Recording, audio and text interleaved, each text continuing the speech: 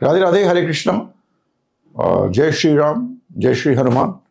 और इसके साथ मैं आज फिर आपको एक नए टॉपिक के साथ एक मेरा एस्ट्रोलॉजी जो है वो इससे तो सीखी नहीं जा सकती है कि आप यूट्यूब से सोचा भी एस्ट्रोलॉजी सीख ले या इंस्टा से एस्ट्रोलॉजी सीख ले, मगर मेरा ये रहता है कि आपको पॉइंटर जाए, दिशा, आपको दशा बताएं, दिशा बताएं, किस तरह आप प्लैनेट्स को एनालाइज कर सकते हैं, क्या नहीं कर सकते हैं, और किस तरह प्रेडिक्शंस कर सकते हैं। और अपने एक एस्ट्रोलॉजर का काम होता है राह दिखाना, और किस तरह आप राह देख सकते हैं। इस चीज़ का मेरा हरदम ये उद्देश्य रहता है। और बिफोर आई स्टार्ट एनीथिंग, मैं बहुत बहुत धन्यवाद करता हूँ सबका जो कि मेरे चैनल को देखते हैं। मेरा रिक्वेस्ट ये है कि मतलब आप लोग सब मेरे को फॉलो करिए, सब्सक्राइब करिए, लाइक करिए, कमेंट डालिए, उसको मैं पढ़ता हूँ, समझता हूँ। और जितने भी लाइक आते हैं तो मेरे को लगता है कि भाई लोग देख रहे हैं। बहुत लोग देखते होंगे, सब्सक्राइब नहीं करते होंगे, तो जो लोग मतलब सब्सक्राइब करते हैं मेरे को, वो दूसरों से बोले कि प्लीज़ सब्सक्राइब कर लें देखने के बाद, अगर उनको अच्छा लगे तो दैट्स इम्पॉर्टेंट। एंड जितने मेरे होंगे आई ट्राई टू मतलब उनको मैं ऐसा एक्सप्लेन करने की कोशिश करता हूँ, समझाने की कोशिश करता हूँ कि ये आपके जो भी चीज़ हम बताएं वो आपकी ज़िंदगी से जुड़ी हुई हो और आपको अच्छा लगे। और अच्छा लगने का मतलब है कि आप उसको अपने में उतार सकते हैं। वो एक तरह की रेमेडीज़ भी होती हैं। ये रेमेडीज़ होती हैं जो कि आप यूज़ कर सकते हैं, जो मैं बताता हूँ, और ये सिंपल चीज़ें बताता हूँ। तो आज हम बात करेंगे, सबसे ज़्यादा जो मेरे पास बहुत लोग आते हैं मिलने के लिए, बहुत सालों से आ रहे हैं लोग मिलने के लिए, तो सबसे ज़्यादा इम्पोर्टेंट प्लैनेट्स जो हम लोग देखते हैं वो है मैरिज के लिए वीनस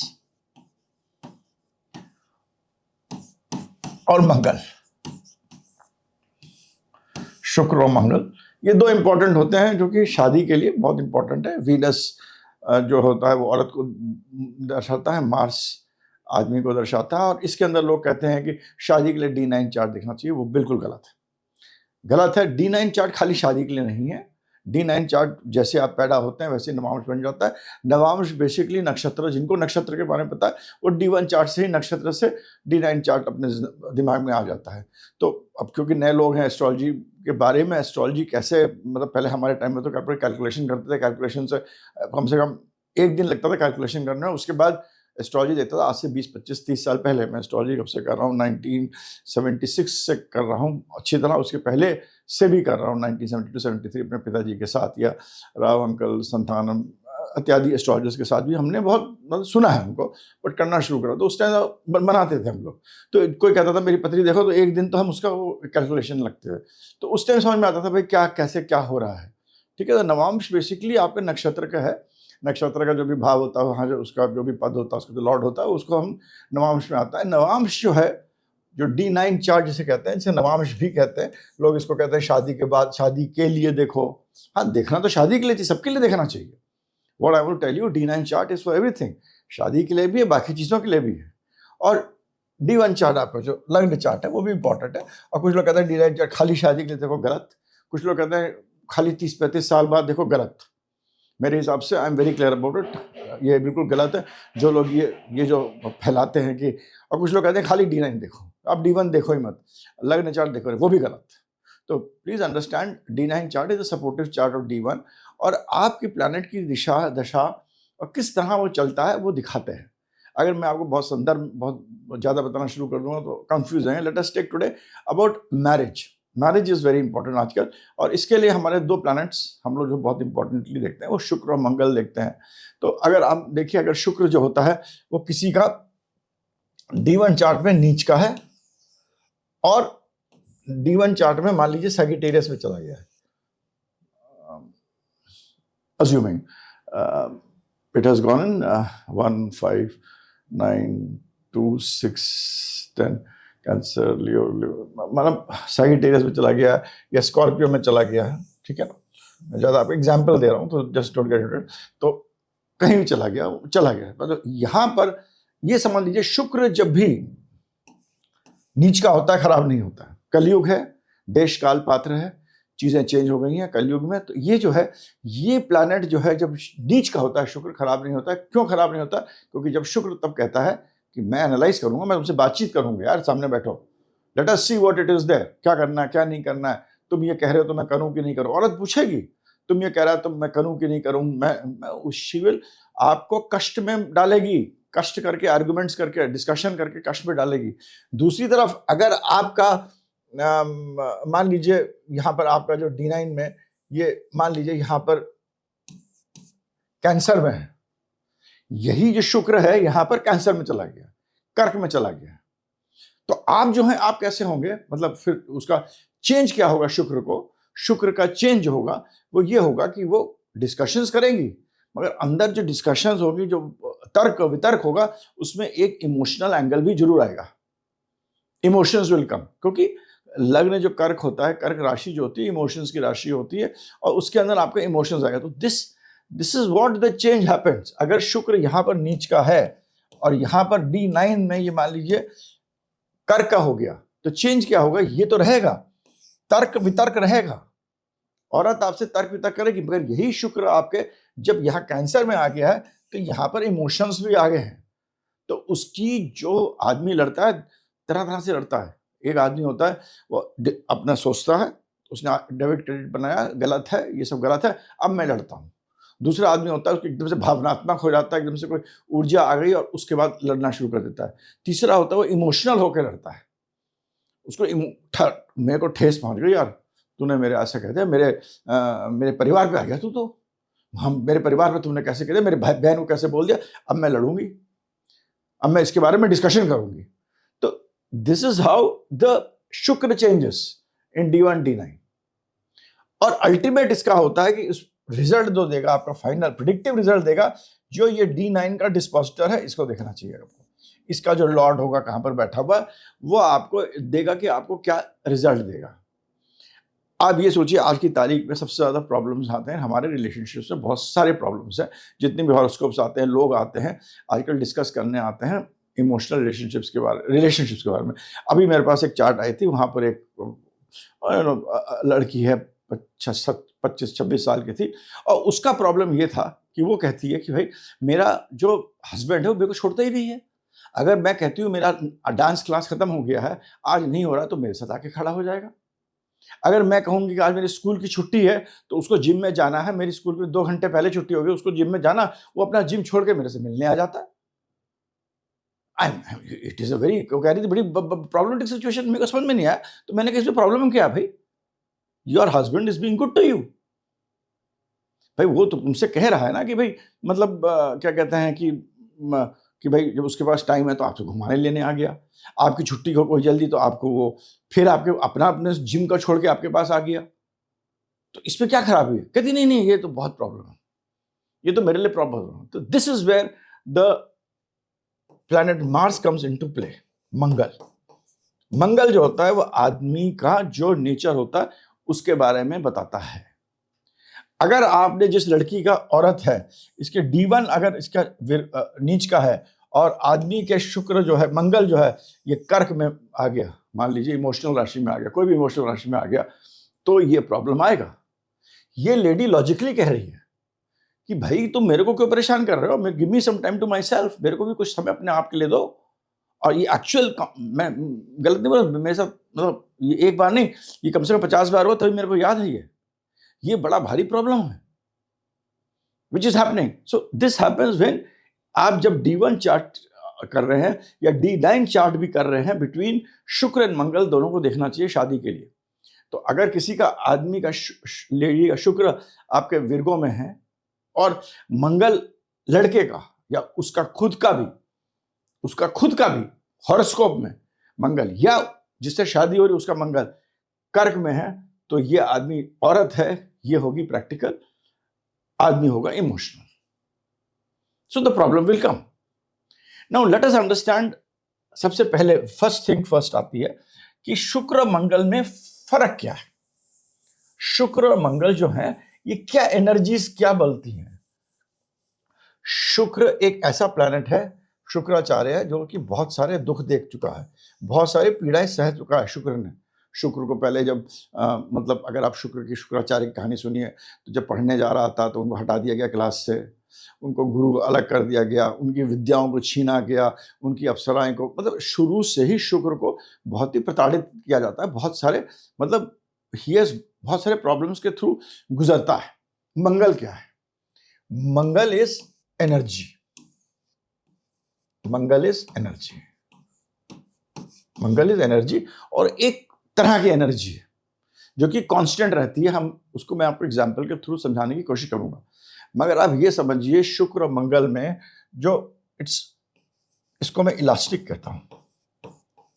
जो शुक्र जो होता है ना, इसके अंदर इलास्टिसिटी ज्यादा होती है, मोर, एंड एवरी लेडी, आप देखिएगा उसके अंदर, शुक्र के अंदर, एवरी लेडी के अंदर इलास्टिसिटी ज्यादा होती है। वो अपने आप को जब भी कोई प्रॉब्लम आएगी, अपने बच्चों को देखेगी, परिवार को देखेगी, नौकरी करेगी, कोई भी इशू आएगा एंड मूव ऑन करती है। ये एक औरत का, एक शुक्र का एक जनरल तत्व है जो अंदर गूढ़ है, जो उसका कोर कहते हैं, उसे हम वो कंप्यूटर में कोडिंग कहते हैं ना, कोडिंग ऐसी, ये भगवान ने कोडिंग बनाई, ये नेचर ने कोडिंग बनाई हुई है कि जो इलास्टिसिटी और इमोशनल प्लास्टिसिटी जो है ये शुक्र में ज्यादा होती है बनस्पत की मंगल में, जो कि आदमी होता है। और उसके अंदर क्या होता है, उसके अंदर होता है ईगो, उसके अंदर होता है रेड, उसके अंदर क्या होता है ब्लड, उसके अंदर क्या होता है मी, ये सब चीजें ज्यादा होगी। मंगल जो है वो अपने आप को ढाल नहीं पाता है, ये हम है, मैं आदमी। मार्स जो है it is not unable to change itself, इतना नहीं कर सकता है। तभी मैंने इतने सारे रिलेशनशिप्स देख रहा हूं आजकल कि औरत जो है रिलेशनशिप में प्रॉब्लम होता है, बच्चे भी होते हैं, डिवोर्स भी होता है, सब कुछ होता है, सब कुछ करके अपना आगे बढ़ जाती है। She moves on most of the cases. आदमी जो है ना वो अपने आप को बड़ा एकदम एकदम फैक्ट, आई मीन बाहर ना दिखाए, अंदर से थका ढाला, कोई सिगरेट पीना चालू कर देता है, कोई सर मारना शुरू कर देता है, कोई जंपिंग शुरू कर देता है, कोई प्रोफेशनल में नेगेटिविटी कर देता है, कोई मतलब कुछ ना कुछ ऐसा कुछ करता है। What I am trying to say is by this, मैंने जितने भी एग्जांपल्स देखे हैं यहाँ पर मंगल में ही is unable to adjust. Shukra जो होता है, लेडी होती है, मूव ऑन कर जाती है। आदमी जो होता है, जिसका कोर, जो ईगो है, जो उसका कोर एनर्जी जो मार्स रिप्रेजेंट करती है, जो कि उसका सॉफ्टवेयर है, मंगल का जो सॉफ्टवेयर है वो ऐसा है, और वो आदमी का सॉफ्टवेयर है, चाहे वो आदमी ये कहा कि मैं कुछ भी करता हूँ, वो सॉफ्टवेयर ऐसा है कि वो अपने आप को चेंज नहीं कर पाता। यहाँ पर हम आपको, मैं बेसिकली शुक्र और मंगल दो प्लैनेट्स को डिस्कस कर रहा हूँ, साथ में मैं D1 D9 भी आपको समझाने की कोशिश कर रहा हूँ। तो मंगल जो है वो अपने आप को चेंज नहीं करता है। इसीलिए मैं कहता हूँ आज की तारीख में जो ये बना हुआ है पूरा सिस्टम कि भाई आप, मेरा अपना, डोंट टेक इट अदरवाइज, मेरा अपना खुद का कहना या मानना है कि do not, please do not force today things on marriage. Don't force a thing like marriage on anybody. आजकल ये होता है ना परिवारों में, शायद मैं भी उसमें हो सकता हूँ कि भाई मतलब शादी कर दो जी लड़के की। आपने लड़का देखा, आपने उसको देखा, थोड़ा बाहर से देखा। लग्न क्या होता है? लग्न तो सब चीज़ों का मिश्रण होता है। लग्न तो आपका अंदर का कोर कैसा है, आपके इमोशंस कैसे हैं, और आप खुद कैसे, तीनों को मिला के लग्न बनता है। तो आदमी को आप जैसे देखते हैं, करते हैं, उसमें उससे कोई फायदा नहीं है। क्योंकि ऐसी शादियों में मैं देख रहा हूँ कि अब जो कलयुग का टाइम है, समय बदल गया है, देश काल पात्र बदल गया है। It is leading to lot of challenges. It is leading to divorces, and that is nothing to do with a lot of astrology. It is to do of non-compatibility, और इसमें एस्ट्रोलॉजी हेल्प कर सकती है। पर इसके अंदर आपको ये देखना पड़ेगा, दो चीज़ देखनी पड़ती है कि हॉरोस्कोप में शुक्र कहाँ है और मंगल कहाँ है, कौन से घर में है, कौन से राशि में है, और बाकी बहुत चीज़ें। D9 में वो कितना चेंज करते हैं, क्योंकि D9 बताती है कि कितना उसमें उसके जो तत्व जो होते हैं, जैसे मैंने आपको एक एग्जाम्पल देकर समझाया था, जैसे हर एग्जाम्पल, जैसे शुक्र आपका इमोशनल है बहुत, मगर कहीं फिर जाकर वो सैजिटेरियस में रहता है, तो कहीं ना कहीं उसमें गुरुत्व आ जाता है, मगर सैजिटेरियस भी बहुत इगोइस्टिक राशि होती है। इसी तरह मंगल है, मान लीजिए D1 में इमोशनल है और यहाँ पर सैजिटेरियस में रहता है, तो there will be a change कि भाई उसमें गुरुत्व आ जाएगा। तो क्या होगा उसमें, क्या होगा, मान लीजिए गुरु के साइन में नमाम फिर चला गया है, उसका हो गया, शादी होगी, तो क्या होगा, बहुत सारी शादियां चल रही हैं, हमको शादी करी थी, हमें निभाना है, हम निभा रहे हैं। और वो इसलिए निभाते कि कल को, अब मैं एक इसके बाद एक दूसरा मैं वीडियो डालूंगा which I will tell you about soul के बारे में, माइंड के बारे में, इंटेलेक्ट के बारे में बात करूँगा। उसमें मैं आपको एक बहुत बड़ा हमारे जो संचित कर्म हैं, जो हम करते हैं, वो कैसे देखते हैं हॉरोस्कोप में या एस्ट्रोलॉजी में, उसके बारे में बात करूँगा। तो वो आपको उसमें समझाने की कोशिश करूँगा। एक और वीडियो उसका अलग से बनाऊँगा मैं। तो ये जो है, मतलब what I am trying to say is, please do not force people for marriage.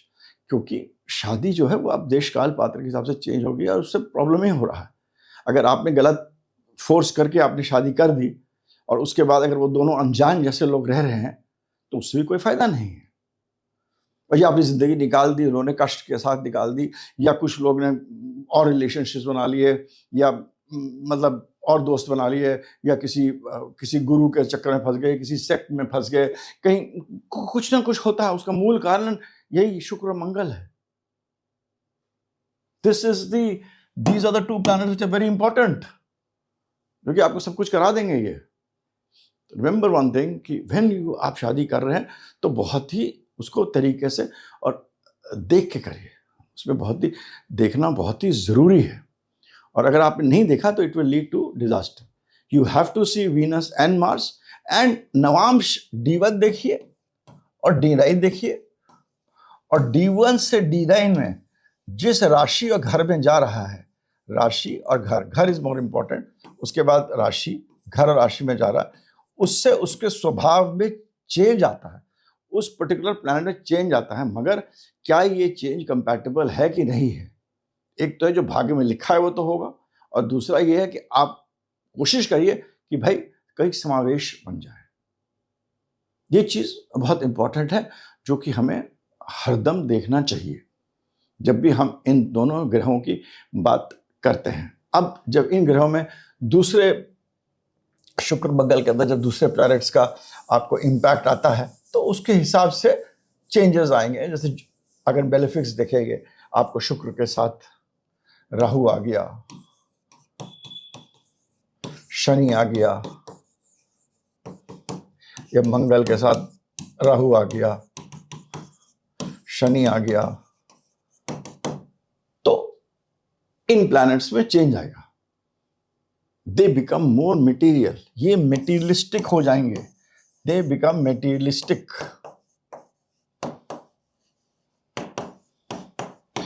They become materialistic.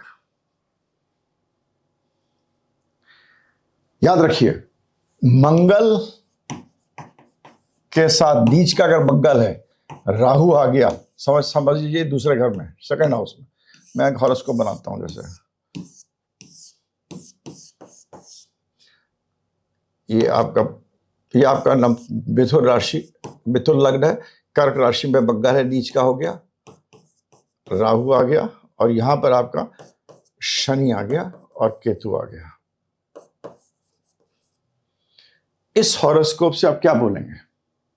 ये एक ऐसी हॉरोस्कोप है, ये ऐसी हॉरोस्कोप्स हैं जिनमें कि अगर जुपिटर स्ट्रांगली प्लेस्ड नहीं है और नवांश में भी ये प्लैनेट्स नहीं सुधर रहे हैं, तो जो आजकल मैंने खुद देखा, जो आजकल बहुत ही करोड़पति अरबपतियों के घर में वो जो स्वैपिंग वो चल रहा है कि वो पता नहीं वो चाबियां रख देते हैं और फिर मतलब इसके अंदर एक मानसिक दुष्कृता है जहां पर दोनों हस्बैंड वाइफ मिलकर ये खेल खेलते हैं। कि मतलब उनको ये प्रॉब्लम नहीं है कि मेरी पार्टनर किसी और के साथ जा रही है, ना औरत को ये प्रॉब्लम है ना आदमी को ये प्रॉब्लम है, और सुबह बिल्कुल ठीक है। मैंने खुद ऐसी हॉरोस्कोप्स देखी हैं, और बहुत अमीर आदमियों के घर, बहुत अच्छे वेल टू डू, मतलब उनके घर में घुसिए तो मर्सिडीज और रोल्स रॉयस तो नहीं खड़ी, मतलब कम से कम वो क्या होती है वो ऑडी टाइप की गाड़ियां खड़ी हुई हैं। तो जो आदमी, आपको ये चीज बहुत चीज याद रखना चाहिए कि जो नीच का मंगल होगा, राहु होगा, आपको अत्यंत धन दे देगा। शनि 8वें घर से देख रहा है, वो आपको पता नहीं, अगर आपके कुछ कर्म अच्छे हैं और अपना स्वग्रही शनि है, केतु के साथ है, पिछले जन्म से आप मतलब अपने साथ कुछ संचित पैसा लेके आ रहे हैं, तो मतलब अपार धन की कोई कमी नहीं है यहां। मगर ये मंगल की पीड़ा दिखाती है। और इसके साथ अगर शुक्र कमजोर है या शुक्र भावुक घरों में है, तो मतलब आपको, मतलब शुक्र आप समझ लीजिए किसी का शुक्र मंगल के घर में है, एरीज साइन में है, शुक्र मान लीजिए एरीज साइन में, ऐसी लेडी को विल लाइक टच। और अगर ये पीड़ित हो गया राहु के साथ या शनि के साथ या किसी और प्लैनेट के साथ, तो she will like touch every day of a different person. Touch will be important, उस औरत के लिए टच इंपॉर्टेंट होगा। अगर शुक्र टॉरस में आएगा तो उस औरत के लिए इंपॉर्टेंट होगा, उस लेडी के लिए जो उस तत्व, ये आप ब्लाइंडली मत अप्लाई करिए, बहुत चीजें और भी देखनी चाहिए। शुक्र टॉरस में आएगा तो वो जो तत्व है कहीं ना कहीं अंदर, चाहे वो 10% हो, चाहे वो 90% हो, चाहे वो 60% हो, वो तत्व होगा कि मैं उसके साथ अलग अलग पार्टनर्स के साथ जाऊं और ऐसे पार्टनर के साथ जाऊं जो एकदम से मेरे पर एक डायमंड का कुछ चीज ला के दे दे मेरे को, या एक होटल में ले जाए मेरे को, एक नूडल खिलाए और 10,000 रुपए नूडल का बिल देते हैं, उसमें उसका हाई है। अगर शुक्र एरीज में है और थोड़ा एफ्लिक्टेड, तो ये आपको देखना पड़ता है। This is very important. और आज के देश काल पात्र में जहां राहु हमारा राजा है, जहां शनि आपको कहता करो, शनि राहु इतने बलवान है, तो ये आपको ये चीजें मतलब होंगी, हो सकती हैं और फोर्स करी जाए। That will depend on various other things. तो इस तरह आपको इसीलिए मैं कहता हूं कि जब ये नेगेटिव प्लैनेट्स आएंगे तो मंगल और शुक्र आपको मतलब ऐसा प्रताड़ित करता है और ऐसी जो नेगेटिव चीजें हो रही हैं वो करने की तरफ आपको रिझाता है। और ये कलयुग है जहां पर देश काल पात्र अब बदल गया है। और हरदम याद रखिए, इसमें जो लूजर जो होता है वो मंगल होगा।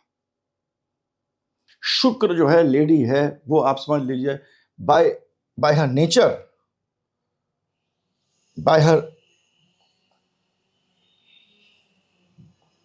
हर नेचर शुक्र जो है वो बहुत स्ट्रांग होता है।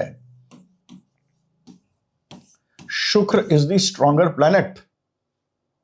इसमें आपको मैं बता दूं, लोग कहते हैं जो मैं तो भृगु नाड़ी के हिसाब से बात कर रहा हूं, जुपिटर को लोग वैदिक में जुपिटर को हस्बैंड का कारक मानते हैं, ठीक है।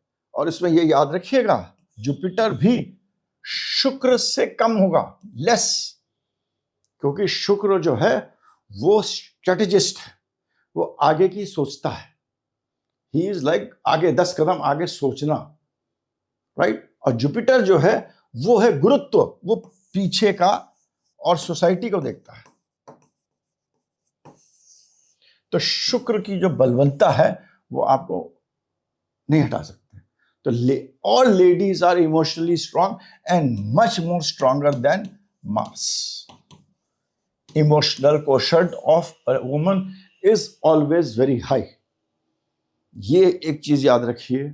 दूसरी चीज जो मैंने आपको बताया कि शुक्र को किस तरह D1 और D9 में देखते हैं, मंगल को D1 और D9 में देखते हैं। D1 में देखिए कौन से घर में है, D9 में देखिए कौन से घर में है, कौन से राशि में है, कितना उसमें परिवर्तन आया है, एस्पेक्ट्स भी देखिए, वगैरह भी देखिए। फिर आप उसको मंगल के तुलना में देखिए, और अगर आप किसी की शादी कर रहे हैं तब आप देखिए, तो आप उस पर एक अच्छे रिजल्ट पता कर पाएंगे। मगर ये जो चलन है कि भाई हमें ये जो हम लोग जो कलयुग में राहु हमें आगे बढ़ा रहा है, ऑब्सेशन बढ़ते जा रहे हैं, चीज़ें बढ़ती जा रही हैं, लोग आगे बढ़ते जा रहे हैं, उसमें जो हम लोग कहते हैं कि हम लोग बस शादी कर दो, शादी कर दो, मत करिए प्लीज।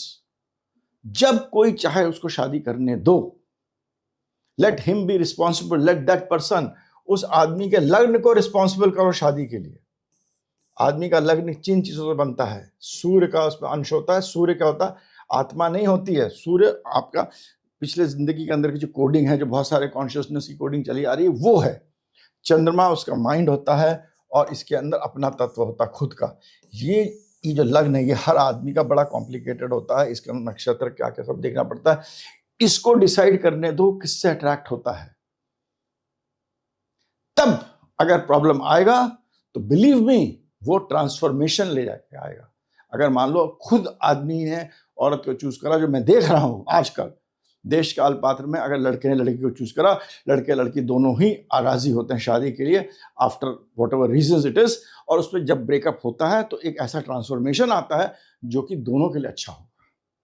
बनस्पत ये कि सोसाइटी कहती है कि भाई तुम शादी कर लो कर लो कर लो, हमने करा देते हैं, और करा देने के बाद क्या होता है, it could lead to cheating, it could lead to negativity, बहुत चीज़ें, लड़ाई झगड़ा।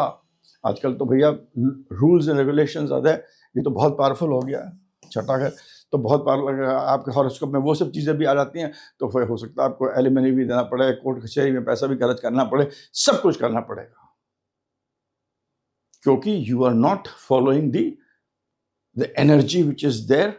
जो कॉन्शियसनेस, जो चेतना आज के जमाने में है, उसको फॉलो करना बहुत जरूरी है। So this is what I believe, this is how I would like to explain you this Shukra और मंगल के बारे में with Venus and Mars. I hope you understood it, किस तरह इनकी इंपॉर्टेंस है, क्या इंपॉर्टेंस है, कैसे देखना चाहिए, किस तरह D1 और D9 दोनों को साथ देखना चाहिए, और किस तरह हमें इसमें फिर जुपिटर का एक तरफ, सैटर्न, मंगल, राहु के रिजल्ट्स देखना चाहिए। केतु अपने आप में अलग रिजल्ट दे सकता है, हो सकता है आपकी मैरिड लाइफ बहुत अच्छी कर दे, हो सकता है आपको एकदम से डिस्कनेक्ट भी कर दे, दोनों चीज कर सकता है। तो शादी का पूरा जो है, शादी के लिए नहीं, जो मैं ये कह रहा हूं, जब आप मिलाते हैं पत्रियों को, और वो भी मैं कहता हूं तब मिलाइए जब दोनों लोग राजी हो जाएं, क्योंकि इसके अंदर हमारा जो मतलब औरत को अगर आपने शादी में डाल दिया सोसाइटी ने, सोसाइटी मीन्स मेरा मतलब जुपिटर, जो खुद ही बहुत दूषित हो गया, जुपिटर के रूल्स चेंज हो गए। आज के देश काल पात्र में जुपिटर के रूल्स जो है गुरु के चेंज हो गए, उस गुरु के कारण आपने शादी में डाल दिया, तो आप खुद एक गलत काम कर रहे हैं।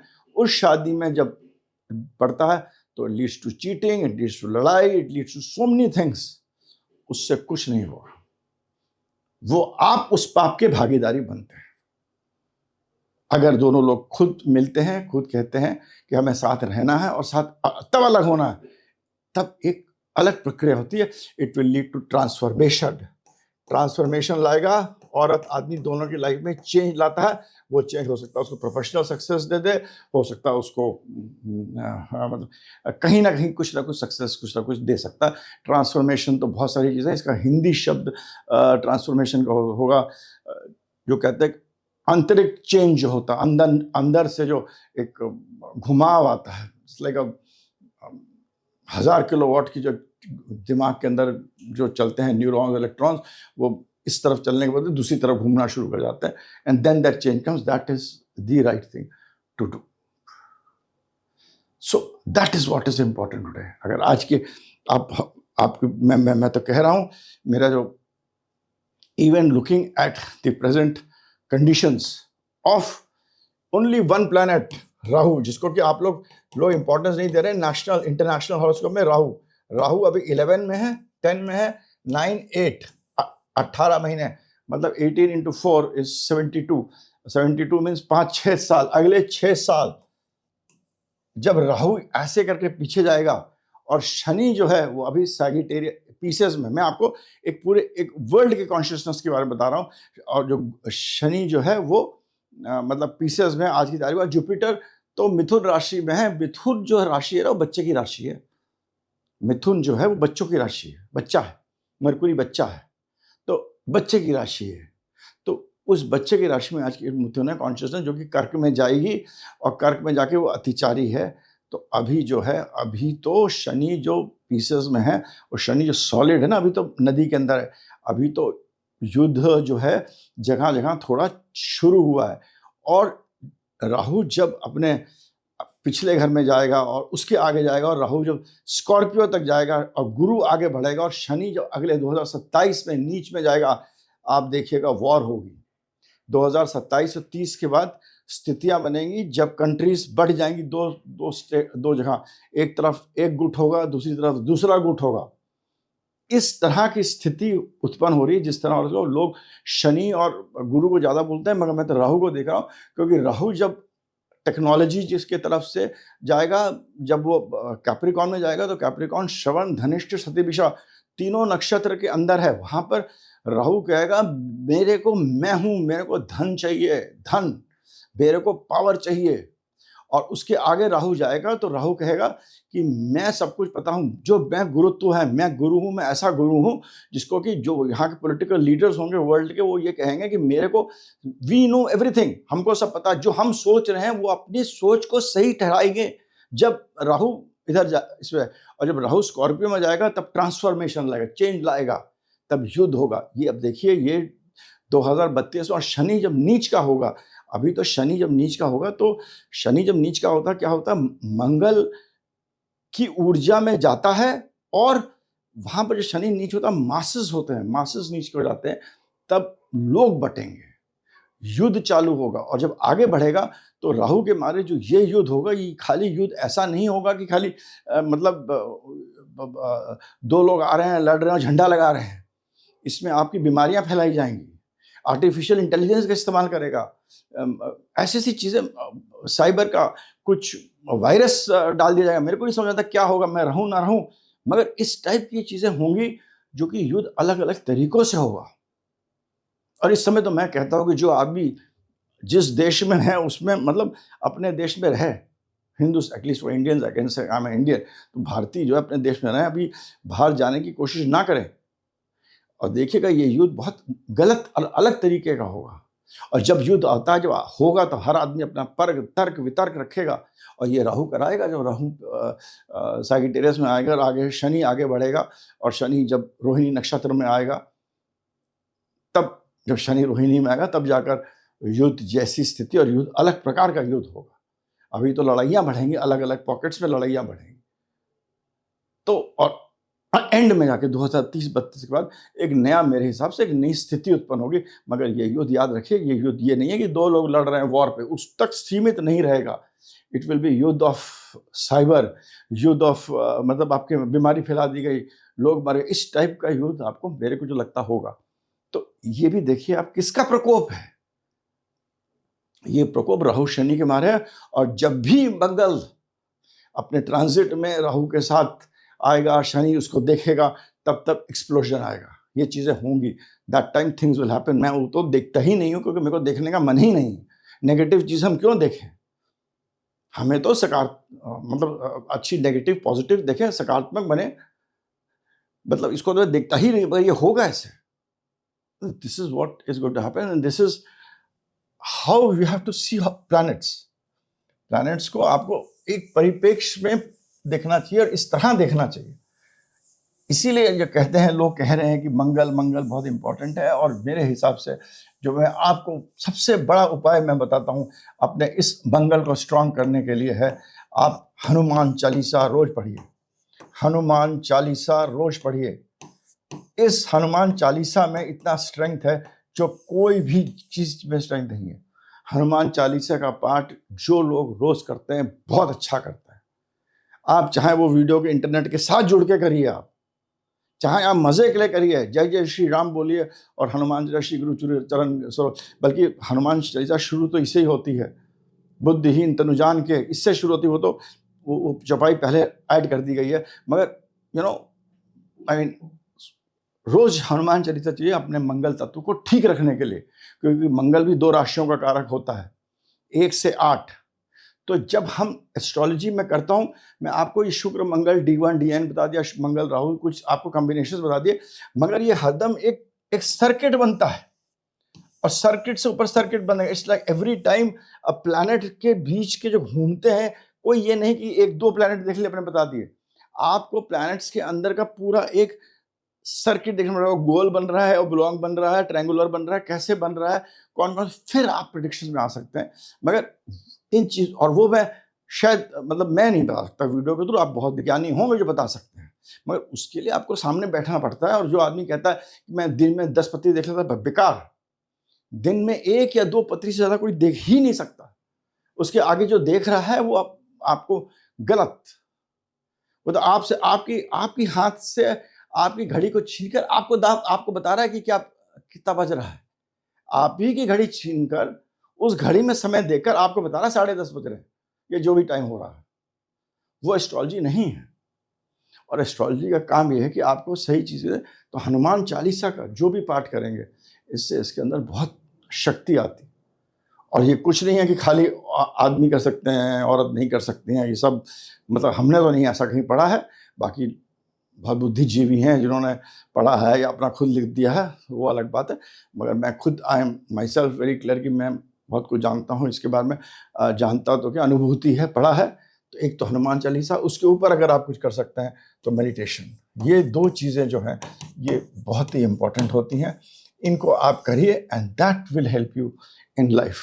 मगर जो शुक्र मंगल के जो आपको मैंने कुछ स्टोरी के माध्यम के चीज़ें बताई हैं वो, और जो तथ्य और जो दुनिया के बारे में मैं कनेक्टेड नहीं है, मगर कनेक्टेड भी है, बिकॉज शनि राहु का बहुत खेल है, जुपिटर अतिचारी का बहुत इंपॉर्टेंट है। ये आपके लाइफ में भी ये सब होगा, सबके लाइफ में, बिकॉज जो आप जिस घर में रह रहे हैं उसकी सुगंध आपके अंदर भी तो आएगी ना। तो जो वर्ल्ड की consciousness has to affect you also, it आपको अफेक्ट करेगी, उसको परिणाम होगा। तो मेरे हिसाब से अगर आप हनुमान चालीसा करें और मेडिटेशन करें, इससे अच्छा उपाय कुछ नहीं हो सकता है। आपको बाकी जो भी कोई उपाय बताए कि ये कर लो वो कर लो, थोड़ा सा कॉम्प्लिकेट करके बताए, please don't get into it. Meditation करिए, हनुमान चालीसा करिए और फीड पीपल, लोगों को खाना खिलाइए। खाना मतलब खाना खिलाइए। ये 3 चीज़ें हैं, आपके बहुत सारे कष्ट कटेंगे, प्लीज़ बिलीव मी। और शादी के लिए what I have told you, मैं बताया है, बहुत सारी हॉरोस्कोप्स देखकर, देश काल पात्र समझकर, गुरु के बारे में जानकर। यहाँ मैं आपको टू एंड द वीडियो मैं बार बार कह रहा हूँ, गुरु चेंज हो गया, गुरु चेंज हो गया। लोग मेरे को मारेंगे कि भाई गुरु कैसे चेंज हो गया, भाई गुरु तो ये लिखा हुआ हमारी किताबों में ऐसे। मगर यू कांट, आप ऐसे थोड़ी। पहले क्या होता था, 3 चीजें होती थी। पहले होती थी शक्ति,